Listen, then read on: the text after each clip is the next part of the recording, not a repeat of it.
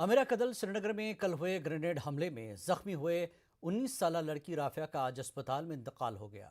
अस्पताल जराये के मुताबिक राफिया कल ग्रेनेड हमले में बुरी तरह जख्मी हो गई थी।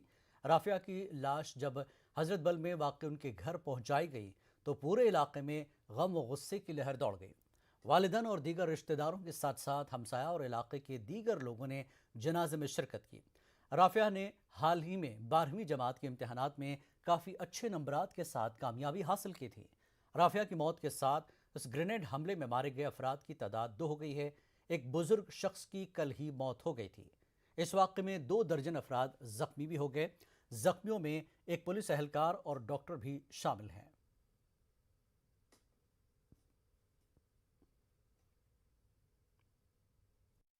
SMHS पहुँचे तब इसकी बड़ी बहन लेफ्ट लेग में थोड़ी इंजरी थी। हमने उसी को देखा, छोटी वाली को राफिया को हमने नहीं देखा था अभी, तो उसको सर्जरी चल रही थी तब सब हम पहुँचे। फिर सर्जरी वार्ड के बाहर हम सब वेट कर रहे थे। इन्होंने बोला शाम तक इंशाल्लाह ठीक हो जाएगी, तो कोई डरने की बात नहीं है।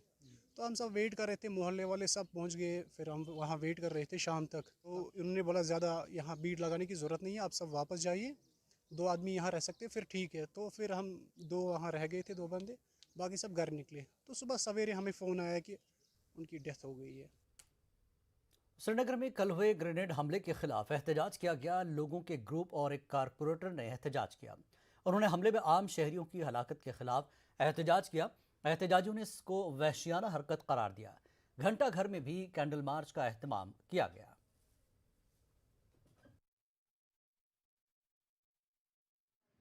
बहुत ही शर्म की बात है कि रोज़ ये आए दिन यहाँ पे किलिंग होती है। हम बार बार यही कहते हैं कि इनोसेंट किलिंग बंद कर दो। आखिर कब तक ये खून बहता रहेगा?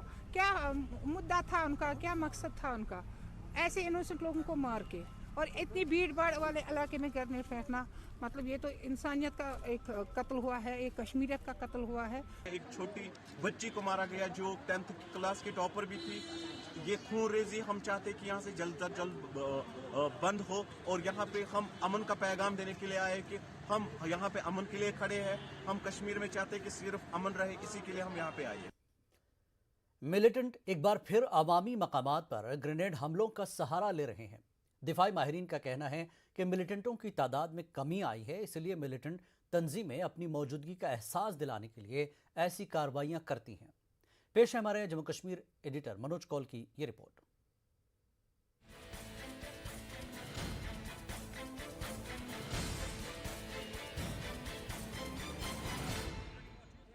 श्रीनगर के अमीरा कदल इलाके में इतवार को मिलिटेंटों के ग्रेनेड हमले ने आम लोगों में सदमे की लहर दौड़ाई।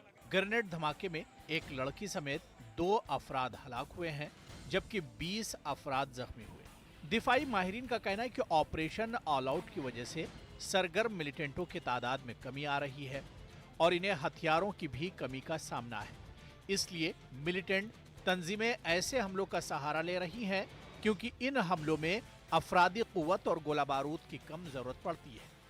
मारूफ दिफाई माहिर रिटायर्ड कैप्टन अनिल गौड़ का कहना है कि ISI चाहती है कि वादी में मौजूद OGWs अपनी मौजूदगी का एहसास दिलाने के लिए मसरूफ मकामात पर हमले करें।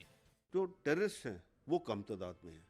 अब पाकिस्तान से इनको ये भी आ रहा है संदेश कि भाई देखिए, आप चुप करके बैठे हैं क्योंकि पैसा इनको पाकिस्तान से आता है। अब अगर आप ये कार्रवाइयाँ नहीं करेंगे तो हम आपको पैसे वगैरह नहीं भेजेंगे। अब वो उन्होंने पाकिस्तान से बात करते हैं, कहते हैं जी हम क्या करें, हथियार है नहीं हमारे पास, एम्युनिशन है नहीं हमारे पास, हमारा कोई ऐसा लीडर नहीं है जो मतलब कि हमें गाइड करे कि क्या करना है। तो पाकिस्तान के संदेश के मुताबिक उन्होंने ये कहा कि आप पब्लिक में आप दहशत फैलाएं।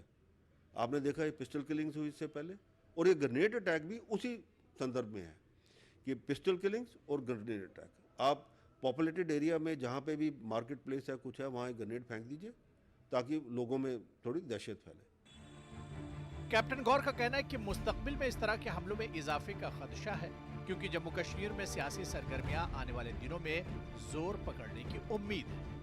उन्होंने कहा कि पाकिस्तान यूटी में अमनो इस्तेहकाम नहीं चाहता, इसलिए वो ऐसे हमलों से अमन खराब करने की कोशिश करेगा। जितना उनके पास जो भी कार्डर है बचा हुआ उसको उनको इंस्ट्रक्शन देने की, आप जैसे ही अनाउंस हो इलेक्शन, आप देखिए यहाँ पे ये कार्रवाई शुरू हो जाएगी। पर इसके अंदर भी एक कहते हैं ना सिल्वर लाइनिंग ये है कि लोग जो हैं वो इसके खिलाफ खड़े हैं। ये पाकिस्तान को समझ नहीं आ रहा कि हुआ क्या है, क्योंकि ये जो लोग हैं कश्मीर घाटी के, अब ये इसके खिलाफ खड़े हो गए। वो कहते हैं अमन और शांति चाहिए हमें। ताहम माहिरीन का ख्याल है कि इंटेलिजेंस और दीगर कानून नाफिज करने वाले इदारे पाकिस्तान के ऐसे मजमूम अज़ाइम को नाकाम बनाने की सलाहियत रखते हैं ताकि आम लोगों के तहफ़्फ़ुज़ को यकीनी बनाया जा सके। न्यूज़ 18 उर्दू के लिए मनोज कौल की रिपोर्ट। लंगेट हंदवाड़ा में आज उस वक्त कोहराम मच गया जब मोहम्मद अमीन नामी एक नौजवान नाला मावुर में डूब गया। तफसीलात के मुताबिक मोहम्मद अमीन फिसलन की वजह से नाले में गिर गया। पानी के तेज बहाव की वजह से वो डूब गया। पुलिस, एनडीआरएफ और आम लोगों ने रेस्क्यू ऑपरेशन में हिस्सा लिया। गुज़श्ता रोज नाला पहरू में बरमरी के मकाम पर एक टिप्पर उलटने से उसके ड्राइवर की मौत हो गई थी। इसके बाद पूरे इलाके में सफ़े मातम बिछ गया। कई रोज से कुपवाड़ा में इस तरह के निस्फ दर्जन हादसा पेश आए हैं। डिप्टी कमिश्नर कुपवाड़ा ने हादसा से मुताल्लिक एक एडवाइजरी जारी करते हुए लोगों से अपील की कि वो बर्फबारी और बारिश के दौरान नदी नालों का रुख न करें।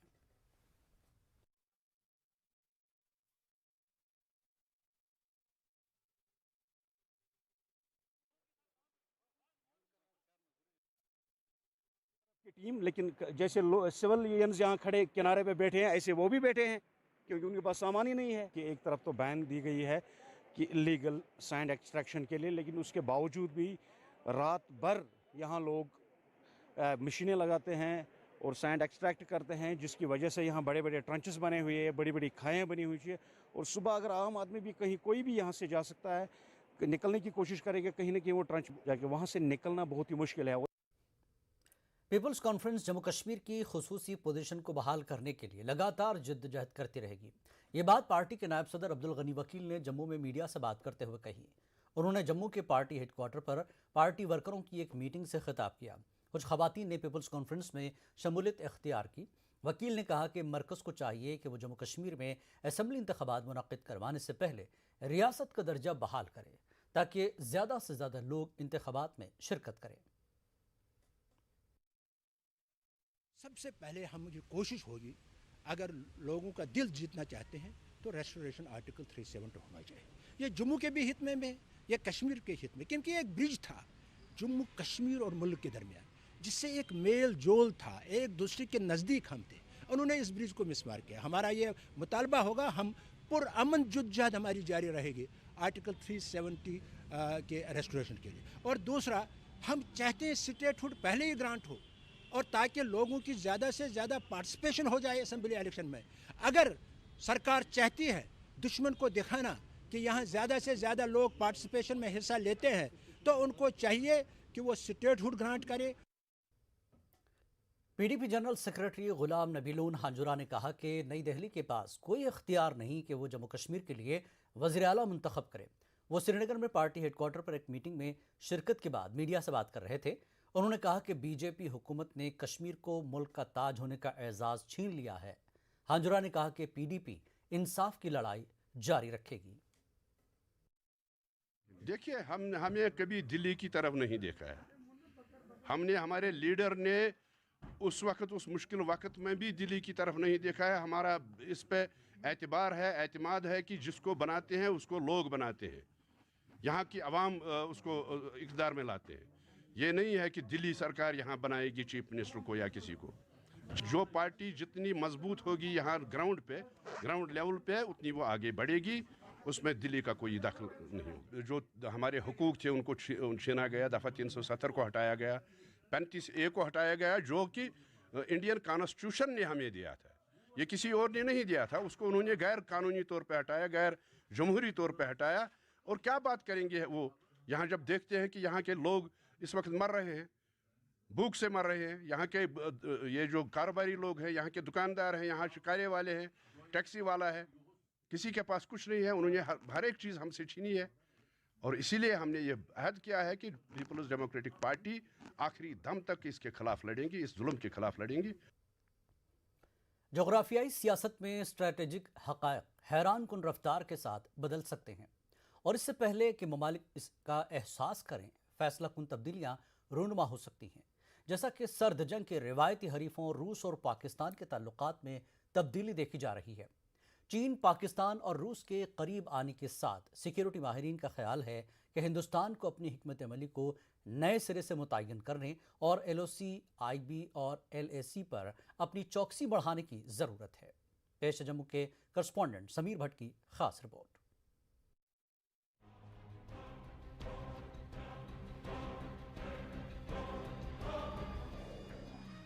बैनुल-अक़वामी सतह पर इन दिनों बहुत सी तब्दीलियां रोनुमा हो रही हैं। बैनुल-अक़वामी सफारतकारी में सबसे हैरान कुन उन्सुर पाकिस्तान और रूस के बाहमी रवाबित की सूरत में सामने आ रहा है, जिसे बैनुल-अक़वामी ताल्लुकात में एक बड़ी तब्दीली का हिस्सा करार दिया जा सकता है। रूस का यूक्रेन के मामले पर अमरीका और दीगर मग़रिबी ममालिक के साथ कशीदगी की वजह से चीन जैसी अमरीका मुखालिफ ताकतों पर इन्हिसार काफ़ी बढ़ गया है।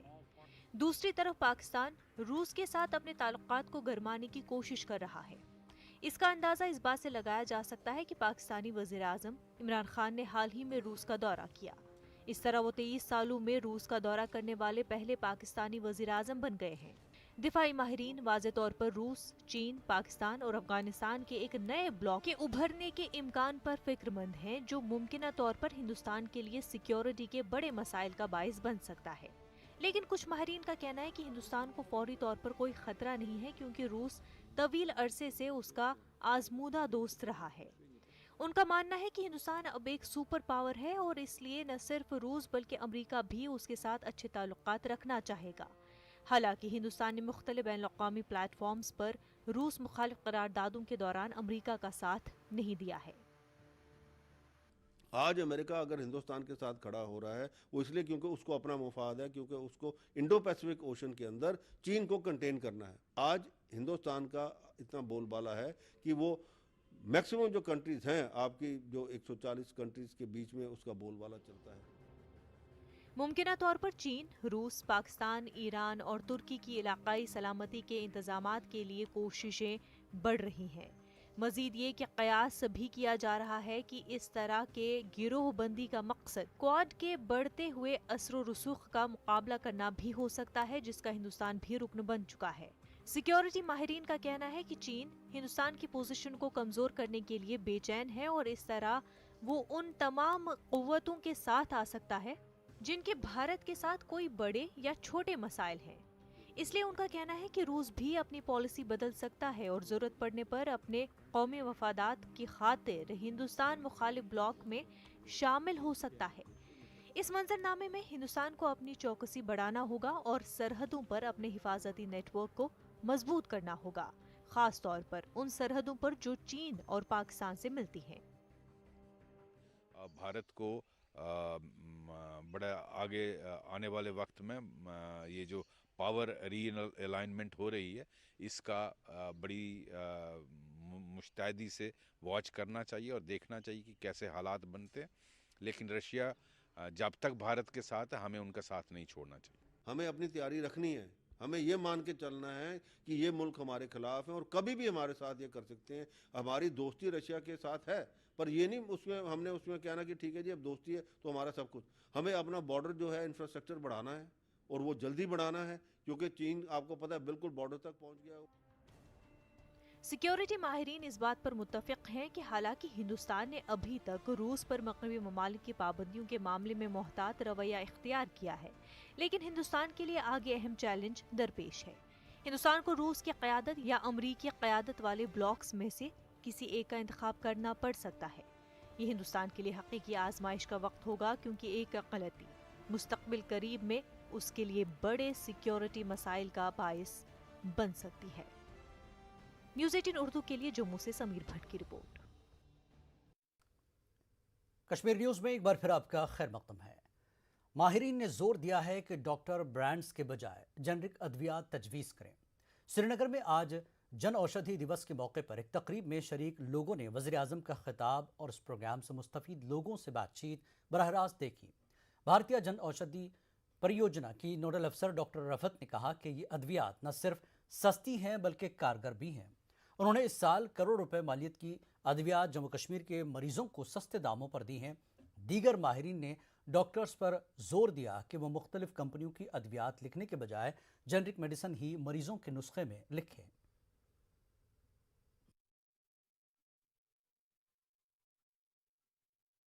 हमने इसकी पॉपुलैरिटी बढ़ाने के लिए हमने वॉलंटियर्स को भी अपने साथ जोड़ा है, हमने आशा वर्कर्स को भी अपने साथ जोड़ा है। हम 1 महीने का आउटरीच प्रोग्राम भी विद ड्रग अथॉरिटीज़ के साथ कर चुके हैं in all districts of UT of Jammu and Kashmir. जो प्राइवेट सेक्टर में भी खोलना चाहते हैं वो रजिस्टर्ड फार्मासिस्ट हैं, वो आए हमारे पास, हमारे साथ उनकी रेगुलेशन में हम उनकी मदद करेंगे, उनको स्टोर खोलने में उनको बीपीआई वालों के साथ कॉन्ट्रैक्ट करके वो हमारे से लाइसेंस लेके अपना स्टोर खोल सकते हैं।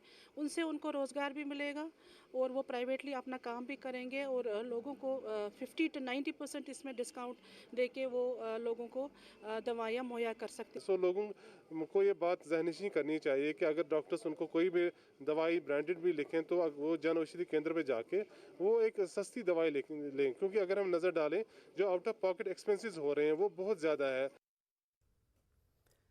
चलिए, बाला भिरिसा में सब सेंटर के नज़दीक लाखों रुपये मालियत की अद्वियात फेंकी गई। लोगों का कहना है कि इन अद्वियात को वक्त पर गरीब और मुस्तहक अफराद को फराहम किया जा सकता था। उनका कहना है कि ये तिब्बी मराकज़ अक्सर बंद रहता है और अमला भी अपनी खदमात ईमानदारी से अंजाम नहीं दे रहा है। आज भी अस्पताल बंद था।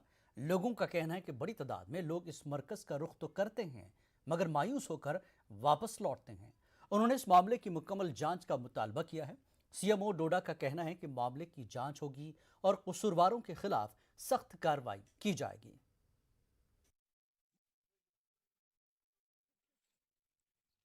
चाहान कि गवर्नमेंट गैसे इंक्वायरी कर इन चीज़न हज कि मतलब ये एक्सपायर गसान पे निवान बैरन में बेरित कन त्राइट अगर अत ये मतलब ये बनस लोग लुकन दुतमुत यह एक्सपायर किया। ये अस्पताल बंद रहने की वजह से किसी गरीब को नहीं दी गई। लाखों की दवाइयाँ जो कुछ एक्सपायर हुई हैं, कुछ दवाइयों को अभी डेट है भी 1-2 महीने, लेकिन लोगों को न देने की मतलब नियत नहीं रही और वो भी फेंक दी गई। लाखों की दवाइयाँ गवर्नर तक बात पहुंचाई जाए कि यहाँ के हालात देखें। यहाँ पर खाली इतनी दवाई नहीं, अभी इससे पहले 4 दिन पहले भी इससे दुगनी दवाई जलाई। महकमा ज़राअत की जानिब से गुजरबस्ती गुलशनपुरा अतराल में डिस्ट्रीब्यूशन कैंप मुनक्किद किया गया। यहाँ किसानों में पॉलीफिल्म्स और वर्मिक बेड तकसीम करने थे। इस दौरान कुछ किसानों ने महकमे के खिलाफ सख्त बरहमी का इजहार किया। उन्होंने कहा कि महकमा सिर्फ असर और रसूख रखने वाले अफराद को ये चीज़ें फराहम कर रहा है, गरीब किसानों को नज़रअंदाज किया जा रहा है। उन्होंने कहा कि पिछले साल भी महकमे ने ऐसा ही किया था। उन्होंने इस मामले की जांच का मुतालबा किया। एडीसी त्राल ने यकीन दिलाया कि इलाके में नया कैंप मुनक्किद किया जाएगा। उन्होंने मुलाजिमीन को हिदायत दी कि वो पहले किसानों के लिए जानकारी प्रोग्राम चलाएं।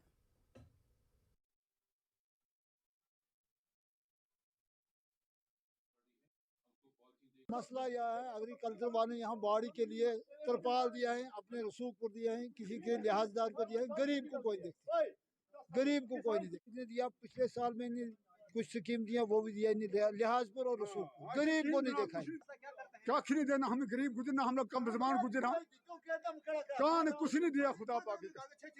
एक घर का 6-7 हम गरीब को कुछ नहीं मिला। तो भाई हो डाकू इंशाल्लाह ये नाराजगी नहीं रहेगी, लेकिन इसमें टाइम लगता है। हर एक चीज़ को इम्प्लीमेंट करने में टाइम लग जाता है। इंशाल्लाह आज जिन लोगों ने ले लिया उनका जो दूसरी बार हम बाकी लोगों को भी इंशाल्लाह इन्वॉल्व करेंगे। इंशाल्लाह हर एक गार का ख्याल रखना और ये हमारा ही मैंडेट है। बेसिकली आपने जैसे हमने किया कि हमने आज डिस्ट्रीब्यूशन नहीं की है, ऐसे कुछ इंकिशाफ हमें हुए हैं। हमने कहा 1 हफ्ता और एक्सरसाइज करके, ताकि जेन्युइन लोग जिसमें आएंगे उनको ही मिलना चाहिए, नंबर 1। नंबर 2, तो मैंने अपने चीफ एग्जीक्यूटिव अफसर साहबों को ये भी गुजारिश की है कि आप हर हफ्ते एक रोस्टर बना दें, ताकि जो आपके फील्ड अफसर है, चाहे एक्सटेंशन अफसर है, ईस्टर्न एक्सटेंशन अफसर है या इम्यूनिप सर्कल अफसर है, तो ये भी फील्ड में जाके एक अवेयरनेस प्रोग्राम रखें।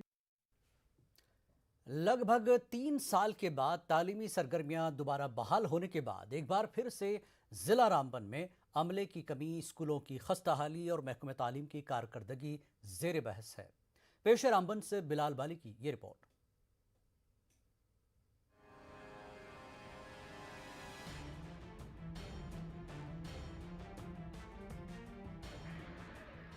अगस्त 2019 के फैसले और उसके बाद कोविड से तालीमी सरगर्मियां काफ़ी मुतासिर हुई।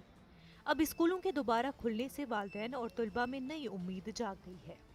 उधर जिला रामबन में फिर एक मर्तबा महकमे तालीम सवालों के घेरे में है। स्कूलों में बुनियादी ढांचे की कमी तालीम के गिरते मयार की अहम वजह है। जिले में प्रिंसिपल्स की 12, हेड मास्टर्स की 34, लेक्चरर्स की 141, मास्टर्स की 256, टीचर्स की 143 असामियां खाली हैं। जिला रामबन जम्मू कश्मीर में शरह ख्वानदगी में सबसे पीछे है कि भाई वैकेंट पोस्टें हैं और एजुकेशन सिस्टम को कोलैप्स होने से बचाया जाए। हमारी तो मांग है, इसमें हर एक व्यक्ति का रोल बनता है, पेरेंट्स का भी है, टीचर्स का भी है, समाज का भी है, कि वो इस आवाज को आगे रखें ताकि हमारे बच्चों का भविष्य संवर सके। दराज के इलाके भी हैं जहां स्कूल की बिल्डिंगें डिप्लीटेड कंडीशंस में, उनको रिकंस्ट्रक्शन के लिए अगर पैसे की जरूरत है तो उसकी लिस्ट तैयार करनी चाहिए।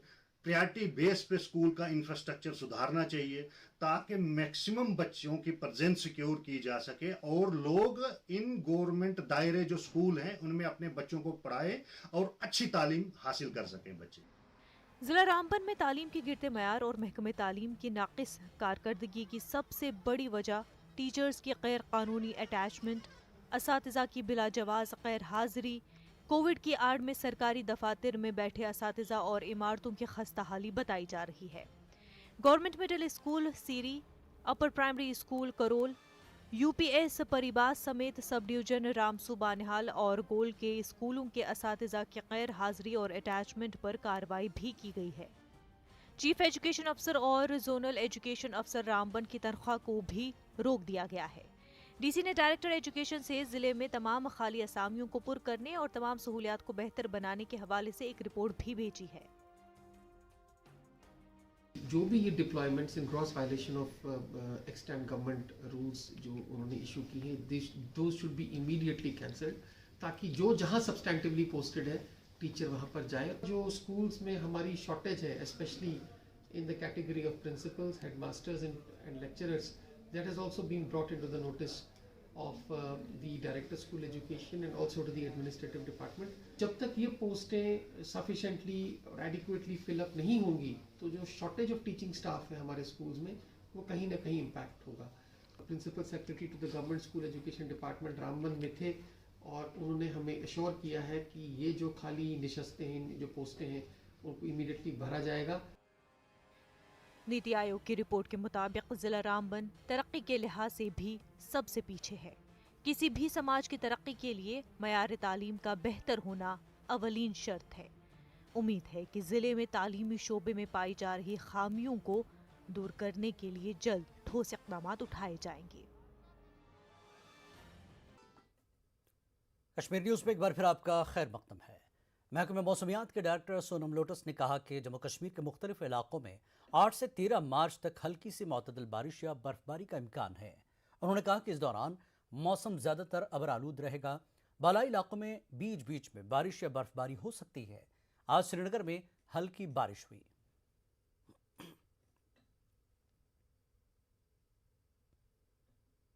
था कि 6-7 को एक स्पेल बारिश बर्फ़ होने का इम्कान था। बिल्कुल कल भी मौसम उबरालूद रहा है, हर जगह क्लाउडी। आज भी जम्मू कश्मीर और लद्दाख में मौसम आज कल से ही ओवरकास्ट है, बल्कि आज जम्मू कश्मीर में तो अधिक कश्मीर में बहुत सारे जगहों पे बारिश बर्फ़ हो रहा है। ख़ास करके कश्मीर के पहाड़ी इलाकों में जैसे गुलमार्ग, गुरेज साइड में बर्फ़ हो रहा है दरमियाने दर्जे के, और लद्दाख के जोजिला साइड में हल्की से लेकर दरमियाने दर्जे के बर्फ़ हो रहा है। और कश्मीर के मैदानी इलाकों में हर जगह अभी बारिश चल रहा है, हल्की से लेकर दरमियाने दर्जे की। ये मौसम ऐसा रहेगा। जम्मू में अभी क्लाउडी है, चंद जगहों पे वहाँ पे भी हल्की बारिश होने का संभावना है। आज ऐसा ही रहेगा मौसम। तो कल से मौसम यानी कि 8 से लेकर 13 तारीख तक मौसम अमूमन ठीक रहने का इम्कान है। हाँ, बीच बीच में चंद जगहों पे हल्की फुल्की बारिश हो भी सकते हैं जी। अभी there is no forecast of any major या सिग्निफिकेंट रेन स्नो का या ज़्यादा बर्फबारी का कोई पेशन गोई नहीं है। अभी मौसम ऐसे चलता रहेगा, कल से धूप भी निकलेंगे। ऑल जम्मू कश्मीर पटवार एसोसिएशन ने श्रीनगर में डीसी ऑफिस में एहतजाज किया। उन्होंने अपने एक साथी पटवारी की गिरफ्तारी के खिलाफ एहतजाज किया। एहतजाजियों ने कहा कि पटवारियों को उनके उन गुनाहों की सजा दी जा रही है जो उन्होंने किए ही नहीं। उन्होंने गिरफ्तार पटवारी की जल्द रिहाई का मुतालबा किया।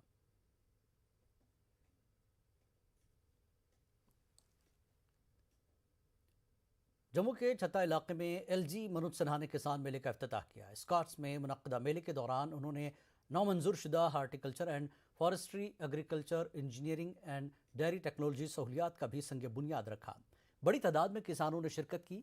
एलजी ने कहा कि मुल्क में किसानों की बहबूदी के लिए काफ़ी इक़दाम किए गए हैं। उन्होंने कहा कि किसानों की ज़रई व बागबानी पैदावार बढ़ाने पर ज़्यादा तवज्जो मरकूज़ है। फार्मिंग से जुड़ी टेक्नोलॉजी को फ़रोग देने पर तवज्जो दी जा रही है।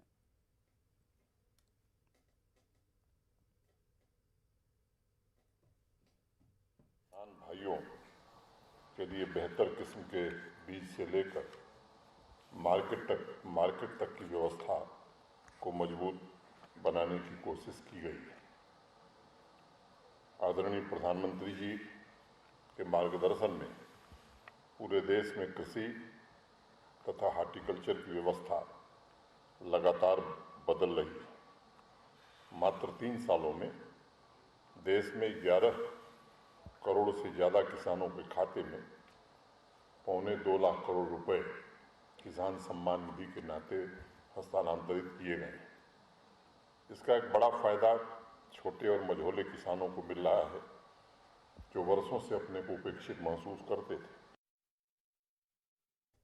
भारतीय जनता पार्टी के कौमी सदर जेपी नड्डा आज एक रोज़ा दौरे पर जम्मू पहुंचे। जम्मू हवाई अड्डे पर पार्टी लीडरान और कारकुनों ने उनका गर्मजोशी से इस्तकबाल किया। जैसे ही नड्डा जम्मू एयरपोर्ट से बाहर निकले तो बीजेवाईएम कारकुनों ने ढोल नगाड़े बजाकर उनका इस्तकबाल किया। बीजेपी जम्मू कश्मीर के यूटी सदर Ravindra Raina, MOS PMO doctor Jitendra Singh और कई दीगर लीडरान ने जेपी नड्डा का इस्तकबाल किया। इसके फौरन बाद नड्डा कटरा के लिए रवाना हुए।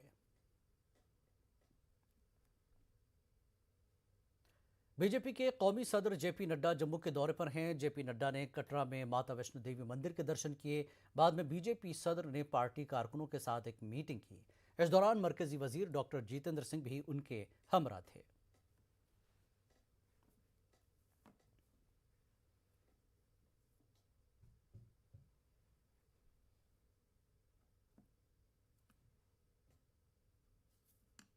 भारतीय जनता पार्टी के कौमी सदर के जम्मू कश्मीर के पहले दौरे से प्रदेश बीजेपी के लीडरान और वर्करान काफ़ी खुश दिखाई दे रहे और उनका हौसला काफ़ी बुलंद था। बीजेपी वर्करान ने कहा कि वो असेंबली इंतखाबात में 50+ सीटों के लिए अपने मिशन में कामयाब होगी।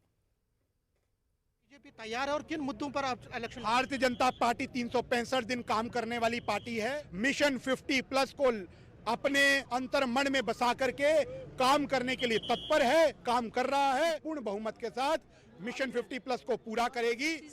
जो महिलाओं के अधिकार हैं उनको पूर्ण अधिकार अब मिले हैं। जो महिलाएं यहाँ से बाहर विवाह करके जाती थी तो उनके सारे अधिकार यहाँ पे खत्म कर दिए जाते थे, लेकिन मोदी जी ने उन सारे अधिकारों को दिया है। जितना मुसलमानों का काम किया इन्होंने, मुझे लगता है हिंदू भाई का उतना काम नहीं किया नरेंद्र भाई मोदी ने। और ये जो कुछ परिवारवाद है, ये तो एंटी नेशनल बंदे कुछ लोग, बाकी कश्मीर में कश्मीरी बता, कश्मीर में सारे हिंदुस्तान के साथ है। आप एज अ बीजेपी वर्कर इस मिशन को कितना आगे बढ़ाएंगे और क्या क्या मुद्दे हैं? हमारे जो प्राइम मिनिस्टर नरेंद्र मोदी जी है, हमें पूरा विश्वास है कि सबका साथ सबका विकास और सबका विश्वास के साथ हमारी सरकार चल रही है और सबको साथ लेके चल रही है। और हमें पूरी उम्मीदें हैं, जो काम आज तक 60 सालों में नहीं हुए थे, बीजेपी की सरकार ने ऐसे ऐसे काम किए हैं। वुशु स्टार सादिया तारिक का उसके स्कूल में शानदार इस्तकबाल किया गया। सादिया तारिक ने मॉस्को विश्व चैंपियनशिप में गोल्ड मेडल हासिल किया है। स्कूल में सादिया की तहनीती तकरीब मुनक्किद की गई। तलबा और अमले ने सादिया का वालहाना खैर मकदम किया। इस कामयाबी पर सादिया की भरपूर हौसला अफजाई भी की गई।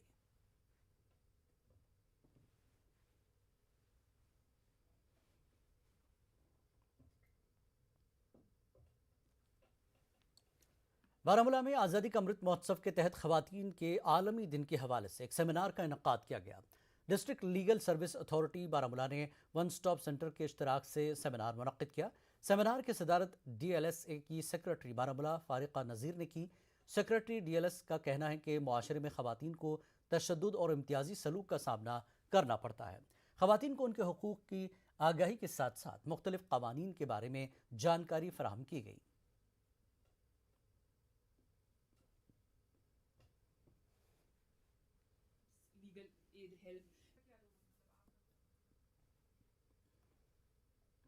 ख़वातीन के आलमी दिन के मुनासिबत से ज़िला गांदरबल के सखी वन स्टॉप सेंटर में एक तकरीब मुनक़्क़िद की गई, जिसका मकसद सिनफी मसावात, तासुब, दक़यानुसी तसव्वुरात और इम्तियाजी सलूक के हवाले से ख़वातीन की हालत पर तवज्जो मरकूज़ करना है। ये तकरीब ज़िला इंतज़ामिया Ganderbal, district legal service authority Ganderbal, महिला शक्ति केंद्र गांदरबल और ख़वातीन के कौमी कमीशन के इश्तराक से मुनक़्क़िद हुई।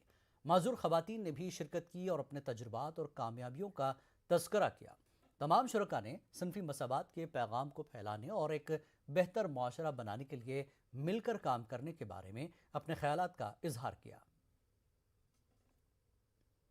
यौम ख़वातीन के ज़िमन में न्यूज़ 18 की नुमाइंदा कोमल सिंह ने जम्मू म्यूनसिपल कॉरपोरेशन की हेल्थ अफसर संजू गीता सुदन से ख़ास बातचीत की। उन्होंने कहा कि ख़वातीन को हर मैदान में आगे आना चाहिए और ख़ास तौर पर तालीम पर तवज्जो देनी चाहिए।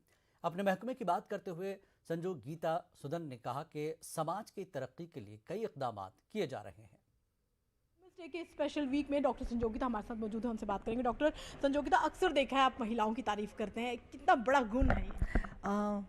बस कुछ भी कह लीजिए, मुझे फ़ीमेल्स बहुत सुंदर लगती हैं, बहुत अच्छी लगती हैं। मुझे लगता है कि ये दुनिया की एक नायाब क्रिएशन है जो भगवान ने बनाई है इस धरती पे, क्योंकि जितनी भी डेलिकेसी, एक मतलब रिस्पेक्ट, एक डिसिप्लिन, अगर किसी के घर में 2 लड़के हैं तो वहाँ वो चीज़ें उतनी अच्छी नज़र नहीं आएंगी। अगर उनके में एक बेटा बेटी है तो खूबसूरत नज़र आएगा, और या उनकी दोनों बेटियां हैं तो वो घर बड़ा सुंदर दिखता है, बड़ा सेट, वेरी डिसिप्लिन। सो मुझे लगता है कि कुछ तो है।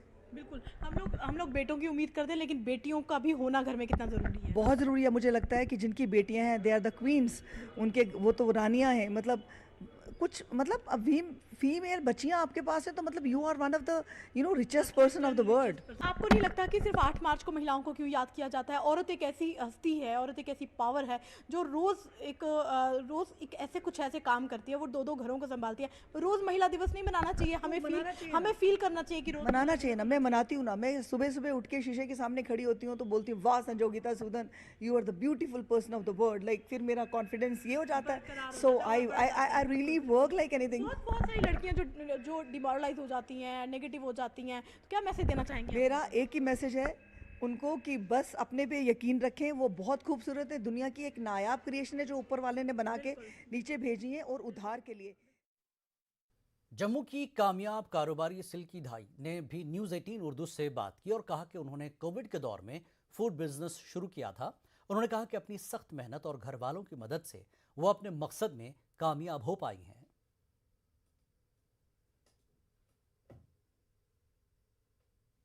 नुकसान सभी को हुआ है। ऐसी सिचुएशन में कैसे आपके मन में आया कि आपने अब खाना घर से बनाना और लोगों तक पहुंचाना और बिजनेस करना है? जी, पहले तो मैं कोमल मैम आपका थैंक यू करना चाहती हूँ। आपकी वजह से मुझे जो है अपने बारे में कुछ लोगों को बताने का मौका मिल रहा है। पहले तो महिला दिवस की सबको हार्दिक शुभकामनाएं। मैं आपको बताना चाहूँगी, ये कोविड में मैंने सिल्कीज़ फूड लैब जो है वो बिज़नेस स्टार्ट घर से ही किया है, क्योंकि कोविड में जैसे कि हमारे साइड सब ढाबा, रेस्टोरेंट वगैरह बंद थे, तो मैंने ये बिज़नेस स्टार्ट घर से किया है। और ये अब बिज़नेस इतना मतलब मेरा माता रानी की कृपा से इतना ज़्यादा हो गया है कि अब मेरा टिफ़िन सर्विस भी मैंने स्टार्ट कर दी है, जो कि हमारे मेन पोस्ट इलाका में गांधीनगर, वेयर हाउस और प्रेम नगर, कैनाल रोड और भी बहुत सारी जगह पे मेरी टिफ़िन सर्विस अब जा रही है। एक समय था हम दुकान खोलते थे लेकिन लोगों को पता भी नहीं चलता था जब तक कि ना उस दुकान पे कोई आए। लेकिन सोशल मीडिया को कितना क्रेडिट देती हैं आप, क्योंकि उसी की वजह से आपको इतनी सपोर्ट मिली है? जी, सोशल मीडिया को ही एक्चुअली सोशल मीडिया को ही मैं क्रेडिट दे रही हूँ ये, क्योंकि जो मेरा बेटा है उसने मेरा एक चैनल, यूट्यूब चैनल बनाया था सिल्कीज़ फूड लैब के नाम से, इंस्टा पे भी मैं है, तो इसी की वजह से ही लोगों को आगे आगे देखने को मिल रहा है कि हाँ कोई सिल्कीज़ फूड लैब भी है, जिससे देख के मेरे को ऑर्डर्स, टिफ़िन सर्विस अब आ रही है। तो सोशल मीडिया ही एक ज़रिया था जिससे मैं अपने आप को अपना जो टैलेंट था मेरे में, तो मैं उसको दिखा पाई हूँ। अदाकार व हिदायतकार समीर सोनी का कहना है कि नामुसाइद हालात की वजह से कश्मीर के नौजवानों की सलाहियतों को बरोएकार नहीं लाया जा सका है। सोनी का कहना है कि अब फिर से यहाँ शूटिंग के लिए बेहतर माहौल है, लोग भी काफ़ी ताउन दे रहे हैं। समीर सोनी ने गुलमर्ग में न्यूज़ 18 नुमाइंदे मुनीर हुसैन हुर्रा से बातचीत की। उन्होंने मुझे इस काबिल समझा कि मुझे तो एक बहुत ही बड़ा एक रिस्पेक्ट और ऑनर है कि मुझे उन्होंने यहाँ बुलाया, और जो उन्होंने ऑर्गेनाइज़ किया जिसमें जो बहुत ज़रूरी है, जो लोकल टैलेंट है सिंगर हैं, डांसर हैं, जो कल्चरल पार्ट है, जो कहीं कुछ पिछले सालों के तनाव में खो चुका है। जितना यहाँ पर जितना सहूलियत होगी, जितने लोग खुश होंगे, उतना ही टूरिज़्म बढ़ेगा, पर ट्रैवल बढ़ेगा। एक तो हम तो बोलता ना कि पहले 1980-90 वगैरह में तो हम बिना कश्मीर में गाना शूट किए फिल्म बनती नहीं थी। बात वही है, जिस तरीके से पहले दौर में यहाँ पे शूटिंग होती थी और बाद में नामासाइद हालात की वजह से वो शूटिंग रुक गई।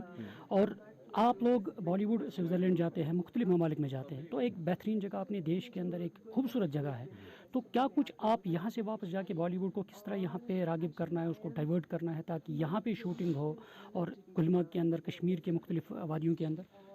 देखिए, वो होने वाला है, हो रहा है, बात फैल गई है लोगों तक। लोगों को पता लग गया है कि जो पहले एक भय का या डर का वातावरण बना रखा था, माहौल बना रखा था, वैसा नहीं है जो दिखाया जाता है। नहीं, ये नहीं कर सकते, वो नहीं कर सकते। यहाँ पर अगर आप चाहें, शूटिंग करना चाहें, आप खुशी खुशी कर सकते हैं और यहाँ के लोग खुश हैं। ये लोग आपका काम से, क्योंकि उनकी भी रोजी रोटी चलती है, तो आई थिंक वो भी चाहते हैं ऐसा हो और ये होगा। जैसे मैं कह रहा, हम आए हैं यहाँ पर, हम जाएंगे, हम बात करेंगे और ये बहुत ही जल्द। अभी जब भी जैसा हमने फेस्टिवल देखा, हमने सोचा नहीं था। मैं यहाँ से 6 साल पहले आया था, लोग डर के आ रहे थे जी। आना सब चाहते हैं कि कश्मीर मतलब हिंदुस्तान के अंदर सता जाए। अब हिंदुस्तान में हैं, सबका एक तमन्ना रहती है, यार एक बार कश्मीर जरूर जाना है। अगर वहाँ जाने में आपको डर लगे तो बहुत दुख होता है और सबको तकलीफ होती है। जो यहाँ के रहते हैं लोग, उनको तकलीफ है कि वो तो चाहते हैं कि लोग आए, कि टूरिज्म यहाँ का नंबर 1 है। हम यहाँ आना चाहते हैं, हम क्यों जाएं स्विट्जरलैंड? वहाँ पर अपनापन थोड़ी ना मिलेगा। तो जैसे मैंने कहा, आपको पहाड़ मिल जाएंगे, बर्फ मिल जाएगी, अपनापन नहीं मिलेगा। और जो यहाँ मेहमान नवाजी, जो लोगों का जो प्यार है, तो अभी वो दिन दूर नहीं है। अभी जो कश्मीर था, अभी देखना उससे भी बढ़िया आगे बढ़कर जो सुनहरे दिन है, जो गोल्डन एज है कश्मीर की, वो आने वाली है, वो आएगी। सीआरपीएफ की मददगार हेल्पलाइन से पुलवामा में मुस्तहक कारपेंटर्स को मदद मिली है। नेक्स्ट इलाके में ताल्लुक़ रखने वाले कारपेंटर तारिक अहमद की माली हालत काफ़ी ख़राब हुई थी। तारिक ने मददगार हेल्पलाइन से रब्ता किया और इलेक्ट्रॉनिक सामान की मांग की। सीआरपीएफ की 182 बटालियन हेडक्वार्टर पुलवामा में सीओ और दीगर अफसरान की सरबराही में तारिक को सामान फराहम किया गया। तारिक ने कहा कि इस मदद से वो अपना रोजगार बेहतर तरीके से चला सकते हैं। फिर मैंने मददगार ऐप के बारे में सुना, फिर मैंने वहाँ उसमें अप्लाई किया, तो आज उन्होंने मुझे ये टूल्स दिए। मैं उनका बहुत बड़ा आभारी हूँ कि उन्होंने मुझे ये टूल्स दिए, जिससे मेरा काम आसान हो जाएगा। में रहने वाला हर नागरिक जिसको किसी भी किस्म की तकलीफ़ है, चाहे वो इलाज के लिए दवाइयों की ज़रूरत हो, नौकरी के लिए कोई टूल्स की ज़रूरत हो, या किसी आपदा में उनका मकान ख़राब हो गया हो, या अगर वो पढ़ाई लिखाई करना चाहते हैं, अलग अलग स्कीम्स हैं जिसमें वो मददगार के टोल फ्री नंबर 1441 में कॉल करके इसके बारे में, अपनी समस्या के बारे में बता सकते हैं और केंद्रीय रिजर्व पुलिस बल हर संभव सहायता इनको प्रदान करेगा। जिला शोपियां में सीआरपीएफ 14 बटालियन की जानिब से गरीब अवाम को हर मुमकिन मदद की जा रही है। जिले में 2 गरीब खानदानों के 2 अफराद मौलिक बीमारी का शिकार हो चुके हैं। सीआरपीएफ ने मददगार स्कीम के तहत दोनों को हक में हज़ारों रुपए मालियत की मुफ्त दवाएं तकसीम की। दोनों खानदानों ने सीआरपीएफ का शुक्रिया अदा किया। डिप्टी कमांडेंट राजेश चौहान ने बताया कि कमांडिंग अफसर विशाल खंडवाल की निगरानी में ये दवाएं तकसीम की गई। जो यहाँ पे अभी आए हैं, इनको हम इससे पहले भी मदद कर चुके हैं। इनकी रेगुलर मेडिसिन जो हमारे प्रोग्राम के तहत आ रही हैं, वो हम उनको दे रहे हैं। और अगर इनको हमको बाहर भेजना होगा या बड़े स्तर पर इनकी मदद करनी होगी, तो उसके लिए भी हम अपने हायर अथॉरिटी से मदद लेंगे और इनके आगे के इलाज को भी हम करवाना सुनिश्चित करेंगे। सीआरपीएफ की 163वीं बटालियन ने मददगार हेल्पलाइन के जरिए एक ज़रूरतमंद मरीज को अद्वियात फराहम की। बटालियन के कमांडिंग की तरफ से अखरोट फैक्ट्री काजीगुंड में कायम हेडक्वार्टर पर एक तकरीब के मौके पर यह अद्वियात फराहम की। आवाम की मुसलसल मदद के लिए सीआरपीएफ पेश है।